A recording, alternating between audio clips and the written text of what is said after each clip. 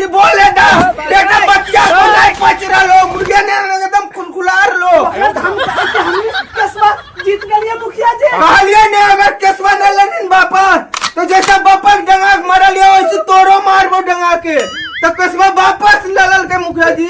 नहीं कैसे लगे मुखिया जी तोहर खिलाफ जे बोलते ओकरा धमका के लिए मुखिया जी 50 करोड़ के भटकवा वाला पैसा हले उ नवादा इंदिरा चौक पे बहुत अच्छा बिल्डिंग बनवा लिया ओकरा 5 लाख में भाड़ा लगा दिलिए मुखिया जी। अब मुखिया जी एक रूमा हमरो दिया मुखिया जी एक रूमा हमरो दिया तोरा नहीं मिल तो जो नहीं कैसे नहीं जो नहीं जो नहीं हमरा बोले जा लेटरिंगवा ला जे कमाई हो मुखिया जी वो हम तोहर ससुराल पहुंचा देलियो।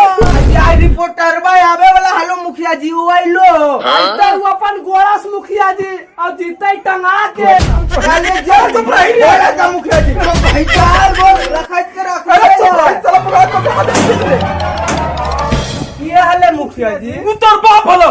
हमर बाप तो कलकत्ता में रहे मुखिया तेरी बहन के है ना साला रिपोर्टर में हले रे कहो तो उड़ा दिए चल रे उड़ा दे तेरी बहन के उन्होंने हले सब मामला सेट कर दिए हल सब वो हमारे खिलाफ अच्छा रिपोर्टिंग करके जा रहे हल आ तो ही दोनों वहां के मामला निकालतनी तेरी बहन के बहुत है दूर के की करिए अरे गलती नहीं जान वाले मुखिया तो दोनों साथ की करिए ला पड़ पड़ा